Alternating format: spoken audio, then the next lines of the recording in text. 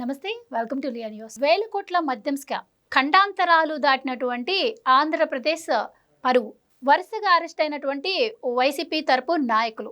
మరి ఇంత పెద్ద స్కామ్ గురించి ఏనాడు నోరు మెదపనటువంటి రోజా ఈరోజు ఏపీలో నకిలీ మద్యం పట్టుబడగానే రంగంలోకి దిగారు. ఇటు చంద్రబాబు గారిని, లోకేష్ గారిని, అలాగే పవన్ కళ్యాణ్ గారిని నానా మాటలు అంటున్నారు.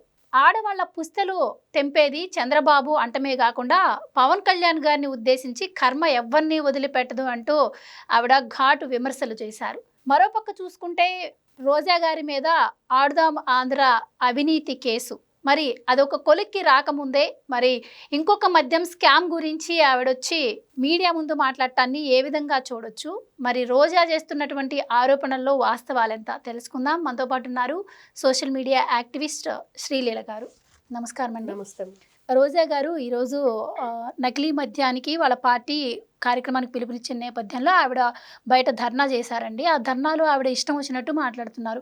అంటే ఏదైతే టీడీపీ ప్రభుత్వం వస్తేనే ఆడవాళ్ళ పుస్తలు తెగుతాయని చెప్పి ఆవిడ అంటున్నారు.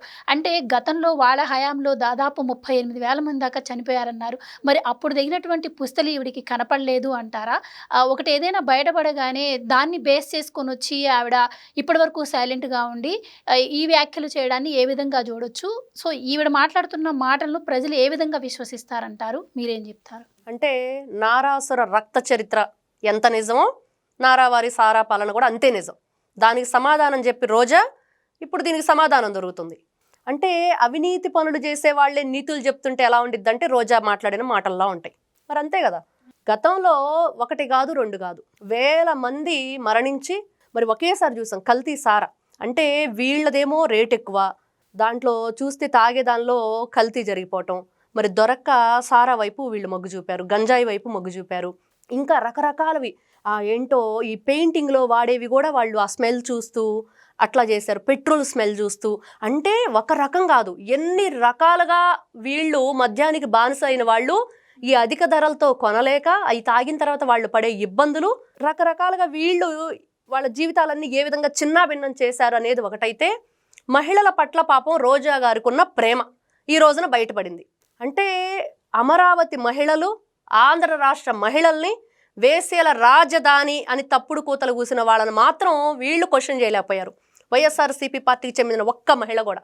మరి ఆ రోజున జగన్మోహన్ రెడ్డి గారి భార్య భారతీరెడ్డి గారిని తెలుగుదేశం పార్టీకి సంబంధించిన వ్యక్తి కిరణ్ ఒక్క మాట అన్నందుకు వెంటనే అందరం ఖండించాం, చాలా తప్పు, క్షమాపణ చెప్పించాం, అరెస్ట్ చేయించాం, అతన్ని వెంటనే రిమాండ్కి తరలించారు. నారా చంద్రబాబు నాయుడు గారి పార్టీ నుంచి కూడా సస్పెండ్ చేశారు. మరి ఇది కదా ఒక ఉన్నతమైన స్థాయి వ్యక్తి ఆలోచించే విధానం. అక్కడ తప్పు ఎవరు చేశారు? ఈ రోజు జయచంద్రారెడ్డి విషయం గురించి మాట్లాడుతున్నారు, బీఫామ్ తీసుకున్నాడు తెలుగుదేశం పార్టీ నుంచి మాట్లాడుతున్నారు. వెంటనే అతను సస్పెండ్ చేశారు కదా, వెంటనే ఆర్డర్ పాస్ చేశారు కదా చంద్రబాబు నాయుడు గారు. కానీ ఈ రోజున రోజా చేసే ఏదైతే ఈ ప్లకార్డ్స్ పట్టుకొని రోడ్లమ్మట తిరుగుతూ ఏదో చేస్తున్నాం కూటమి ప్రభుత్వం మీద నారా చంద్రబాబు నాయుడు గారిని, లోకేష్ గారిని, పవన్ కళ్యాణ్ గారిని అందరినీ మాట్లాడుతాం. ఇప్పుడు ఈ రోజు రోజా గారు కూడా వచ్చి మాట్లాడుతున్నారు అంటే ఒక్కటే అండి, జయచంద్రారెడ్డి అన్నటువంటి వ్యక్తి ఎవరైతే ఉన్నారో ఆయన టీడీపీ వ్యక్తి అయ్యి ఉండడం, అది వాళ్ళకి ఇప్పుడు ఒక పాయింట్ లాగా దొరికింది. సో ఆ నేపథ్యంలో దీన్ని వాళ్ళు సీరియస్గా తీసుకొని రోడ్ల మీదకి వస్తున్నారు. సో దీన్ని ఎలా ఖండించగలదంటారు ఇప్పుడు ప్రభుత్వం? మరి దీని నుంచి అంటే ఇక్కడ ఒక్క విషయం, అసలు ఈ మద్యం కల్తీ మద్యం ఎప్పుడు స్టార్ట్ అయింది? వైఎస్ఆర్సీపీ పార్టీ అధికారంలో ఉన్న చెప్పని జరుగుతూనే ఉంది. అదేదో తీగలాగితే డొంక గదిలినట్లు ఈరోజు రోజా కానీ లేకపోతే ఆ పార్టీలో ఉన్న కొంతమంది నేతలు కానీ ఈ కల్తీ మద్యం గురించి మాట్లాడటం జగన్మోహన్ రెడ్డి మెడకు చుడుతున్నారు ఈ తీగను తీసుకెళ్ళి ఖచ్చితంగా. ఎందుకంటే ఇప్పటి వరకు సిట్టి విచారణలో బయటపడని విషయాలు ఈ రోజున బయటకు వస్తాయి. అసలు ఎవరున్నారు, ఇంకా ఈ కల్తీ మద్యం ఏరులై పారటానికి ఎవరు సహాయ సహకారాలు అందుతున్నాయి? కూటమి ప్రభుత్వం అధికారంలోకి వచ్చాక కూడా మభ్యపట్టి మాయ చేసి వీళ్ళని ఏ విధంగా ఈ తెలుగుదేశం పార్టీ ఉన్న వ్యక్తి జయచంద్రారెడ్డి లాంటి వాళ్ళని దాంట్లో లాగారు. దాంట్లో వీళ్ళు ఎంతమంది లబ్ధి పొందుతున్నారు మొత్తం బయటకు వస్తుంది. ఈ రోజున అన్ని విషయాలు బయటకు వస్తాయి. మంచి విషయం, వీళ్ళు ప్లకార్డ్స్ పట్టుకొనివ్వండి, చేయనివ్వండి ధర్నాలు. మరి సిబిఐ ఎంక్వైరీ కావాలని చెప్పి అడుగుతున్నారు. పాప మా సిబిఐ ఎంక్వైరీ ఎందుకో జగన్మోహన్ రెడ్డి గారి జేబులో ఉంది సిబిఐ ఎంక్వైరీ. అందు కదా వరూది కళ్యాణి మాట్లాడుతుంది సిట్టు చంద్రబాబు జేబులో ఉంది అని. మరి సిబిఐ జగన్మోహన్ రెడ్డి జేబులో ఉందా? అసలు ఇన్ని వేల మంది ఆడపడుచుల తాళిబొట్లు తెగటానికంటే ముందు వైఎస్ఆర్ ఏదైతే ఉందో కుటుంబం, ఆ ఇంటి కోడలు ఆవిడ తాళిబొట్టు తెగింది. ఎవరైతే వివేకానంద రెడ్డి గారి భార్య ఉన్నారో మరి ఆ రోజు వీళ్ళ నోళ్ళు ఏమైనాయి? అప్పుడు రాశారు కదా నారాసుర రక్త చరిత్ర అని. మరి సిబిఐ ఎంక్వైరీ మీద అతను వెంటనే జీవో పాస్ చేశానని చెప్పిన జగన్మోహన్ రెడ్డి మళ్ళీ వెనక్కి ఎందుకు తీసుకున్నాడు కేసు?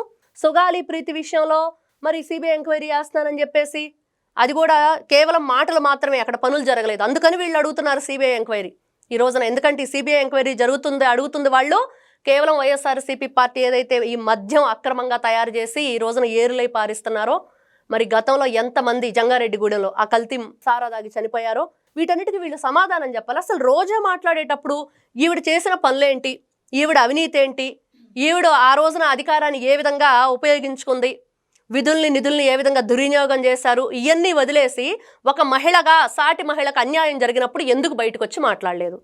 మరి మీరు అధికారంలో ఉన్నప్పుడు అప్పుడు మహిళలు గుర్తు రాలేదా? లేకపోతే ఈవిడే మరి నేను ఈ రోజున మంత్రిగా ఉన్నాను, ఒక మహిళగా అంటే నాకు మంత్రికే ఇది ఎక్కువ అని చెప్పి ఆలోచించిందా?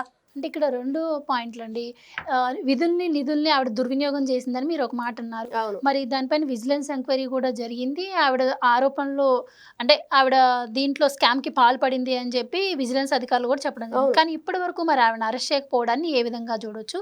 అలాగే వాళ్ళు మరి సిబిఐ ఎంక్వైరీ ఈరోజు ఈవిడ అడిగారు, పేర్ని నాని గారు వీళ్ళందరూ కూడా సిబిఐ ఎంక్వైరీ అడుగుతున్నారు. మరి నిజంగా కూటమి ప్రభుత్వం దీనిపై చిత్తశుద్ధితో పనిచేస్తే సిబిఐ ఎంక్వైరీ చేయడానికి ప్రాబ్లం ఏముందంట? ఈ రోజున ముఖ్యంగా చంద్రబాబు నాయుడు గారు, లోకేష్ గారు, పవన్ కళ్యాణ్ గారు మరొక్కసారి ఆలోచించాలి. కూటమి ప్రభుత్వం మీద మచ్చబడుతుంది ఏంటి అంటే ఎందుకు అరెస్ట్ చేయట్లేదు? మరి ఒక్కసారి వెనక్కి తిరిగి అనితా గారు కూడా హోమ్ మినిస్టర్గా ఉన్నారు, ఆవిడ కూడా ఆలోచించాలి. ఎందుకు ఆలోచించాలి అంటే ప్రతి ఒక్కరి క్వశ్చన్ ఇదే, ఏమి సమాధానం చెప్పాలో అర్థం కాని పరిస్థితిలో ఉన్నాం ప్రతి ఒక్కరం. ఏం జరుగుతుంది? అన్యాయం, అక్రమం, ఈ రకంగా దారి దోపిడీ దొంగల కంటే దారుణంగా దోచుకున్న వైఎస్ఆర్సీపీ పార్టీ వాళ్ళు దర్జాగా తిరుగుతూ ఈ రోజున రోడ్ల మీదకి వచ్చి కూటమి ప్రభుత్వాన్ని క్వశ్చన్ చేసే స్థాయికి వచ్చారంటే మరి ఏ విధంగా చూడాలి? అంటే ఏమాత్రం దోచుకున్నామన్న భయం కానీ, విధుల్ని నిధుల్ని దుర్వినియోగం చేశామనే ఇంత కించెత్తైనా సరే వాళ్ళకి ఏదైనా ఒక ఆలోచన అనేది ఉంటే ఈ విధంగా బయటకు వచ్చి మాట్లాడరు. వాళ్ళకి ఒక ధీమా ఏర్పడింది, మహిళల్ని చంద్రబాబు నాయుడు గారు అరెస్ట్ చేయరు, మహిళలంటే గౌరవం, మహిళలు తప్పు చేసినా కూడా వదిలేస్తారు. చెప్పారు కదా పేర్ని నాని, మా ఆవిడని అరెస్ట్ చేయకుండా వదిలేశారని. పంది కొక్కుల్లాగా పేదల బియ్యం మింగేసిన పేర్ని నాని స్వయంగా మాట్లాడిన మాటలు. ఎందుకు వదిలేయాలి అంటే హత్య చేసినా, దోపిడీ చేసినా, దొంగతనం చేసినా మహిళలకు ఒక న్యాయం, పురుషులకు ఒక న్యాయమా? ఈ రోజున వైఎస్ఆర్సీపీ పార్టీలో రోజా, మరి రజని వీళ్ళందరూ కూడా ఎంతమంది ఎన్ని విధాలుగా దారి దోపిడీ దొంగల కంటే దారుణంగా ప్రవర్తించారు, ఏ విధంగా మెక్కేశారు ప్రజల సొమ్ముని. ఖచ్చితంగా ఒక్కసారి ఆలోచించండి, ఎందుకు ఇలాంటి దొంగల చేత మనం మాట్లాడాల్సి వస్తుంది అనేది ఆలోచన వాళ్ళకు ఉండాలి. అంటే అవినీతి చేసి నీతులు చెప్తుంటే వినటానికి కూడా చాలా కర్ణ కఠోరంగా ఉంది, చాలా బాధగా ఉంది. పిల్లల భవిష్యత్తు మీద వీళ్ళు దెబ్బ కొడుతున్నారు, రాష్ట్రం మీద దెబ్బ కొడుతున్నారు. ఇలాంటి కార్యక్రమాలకు వాళ్ళు పిలుపునిచ్చి ఇప్పుడు పోరాటాలు చేయడం వల్ల వాళ్ళ మీద వచ్చినటువంటి ఆరోపణలు కూడా ప్రజలు మర్చిపోయే అవకాశం కూడా ఉంటుంది కదా. ఖచ్చితంగా తినగ వేము తీయనుండు అన్నట్లుగా అదేదో తినంగా గారెలు కూడా చేదవుతాయి అంట. అలాగా చంద్రబాబు నాయుడు గారు ఇంత మంచి పరిపాలన అందిస్తుంటే ఆ వేపాకి మాకు చేదుగా లేదు, రుచిగా ఉంది, గారెలే చేదైపోయినాయి అన్న పరిస్థితికి ఈ రోజున వచ్చే అవకాశం ఖచ్చితంగా ఉంది. కాబట్టి కళ్ళు తెరవాలి కూటమి ప్రభుత్వం, ఒక్కసారి బయటికి రండి, ఏం జరుగుతుందో చూడండి, ఎందుకు వీళ్ళకి అవకాశం ఇస్తున్నారు. ప్రజల్లో ఎక్కడో చోట ఏదో మూలన చెప్పంగా వినంగా అన్నట్లుగా మారిపోయింది మైండ్. మరి 11కు పడేసిన ఆ ప్రజలే ఏం చేస్తారు? మరి ఖచ్చితంగా ఆ ప్రజల్ని మనం ఆకట్టుకోవాలన్నా వాళ్ళకి మంచి చేస్తున్నాం. ఈ రోజున అన్ని విధాలుగా గొప్పగా ఉంది రాష్ట్రం. మరి ఆవిడ ఎన్ని కోట్ల రూపాయలు కొట్టేసిందో ఆడుదాం ఆంధ్రాలో. మరి ఆ తిరుమల తిరుపతి దేవస్థానం మరి స్వామివారి భక్తి అంతా ఏమైపోయిందో ఇప్పుడు. అండ్ ఇంకోటి మీరు గమనించినట్టయితే ఆవిడ ఎలక్షన్స్ అయిపోయిన తర్వాత పెద్దగా యాక్టివ్గా కనిపించట్లేదు. ఇలాంటి ఇష్యూస్ ఏమైనా బయటకు వచ్చినప్పుడే వచ్చి మీడియా ముందు హడావుడి చేయడం, మళ్ళీ వెళ్ళిపోవడం కూడా మనం చూస్తూ ఉన్నాం. అంటే ఈవిడ ప్యాకేజీ అంటుంది కదా, ప్యాకేజ్ స్టార్ అని చెప్పి. ఈవిడ ప్యాకేజ్ స్టార్ ఫస్ట్ చెప్పాలంటే రోజా. మరి జగన్మోహన్ రెడ్డి ఎంత ప్యాకేజ్ ఇస్తున్నాడు, ఎంత ప్యాకేజ్ ఈవిడ పుచ్చుకుంటుందో ఇప్పుడు తెలియాలి. మరి ఎందుకు ఇట్లాంటి కార్యక్రమాలు అప్పుడే బయటకు వచ్చి నోరేసుకుని ఈ విధంగా విరుచుకుపడుతున్నారో చూసాం. గోశాల విషయంలో కూడా ఆడంగి వెదవలు అని మాట్లాడటం, నోటికి ఎంత వస్తే అంత. ఒక మహిళగా సాటి మహిళకి ఎదురుగి ఈవిడ గౌరవం ఇవ్వదు, సాటి మహిళగా మాట్లాడదు. కనీసం సభ్య సమాజంలో మనం ఎలా ఉండాలి, కనీసం మనం గౌరవం అందుకోవాలి వాళ్ళ నుంచి అనే ఆలోచన లేకుండా ఈవిడ మాట్లాడే తీరు, ఈవిడ ప్రవర్తన, ఈవిడ పదజాలం ఇవన్నీ చూస్తుంటే ఈ రోజున మరి కూటమి ప్రభుత్వం ఇంకా ఎందుకు ఊరుకుంటుంది? ఈవిడ ప్యాకేజ్ స్టార్. ఈ రోజున పవన్ కళ్యాణ్ గారినో, లోకేష్ గారినో, బాబు గారినో అనే ముందు నేనేం చేస్తున్నాను, నా స్థానం ఏంటి, మరి నేను గతంలో చేసినవేంటి, మరి ఈ రోజు నేను అనొచ్చా అనకూడదా అనేది ఆవిడ విజ్ఞతకి వదిలేయాలి. ఇంకోటి ఆవిడ ఒక మాట ఎమోషనల్ గా కూడా ప్రజలను రెచ్చగొట్టే విధంగా ఒక మాట అన్నారు. పవన్ కళ్యాణ్ గారిని ఉద్దేశించి కర్మ ఎవరిని వదిలిపెట్టదు అని అంటున్నారు. అసలు ఆ వ్యాఖ్య ఆవిడ చేయడానికి గల కారణం ఏంటి? దీంట్లో పవన్ కళ్యాణ్ గారి ఇన్వాల్వ్మెంట్ ఏంటి? గతంలో కూడా ఉంది.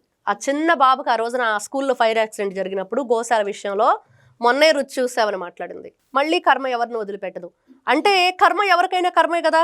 మరి మీరు కూడా ఆలోచించుకోవాలి కదా. వైఎస్ఆర్సీపీ పార్టీ వాళ్ళు ఇన్ని వేల మంది ఆడపడుచుల తాళిబట్లు తెగ్గొట్టినప్పుడు మీకు కొట్టదా అది అవసరం?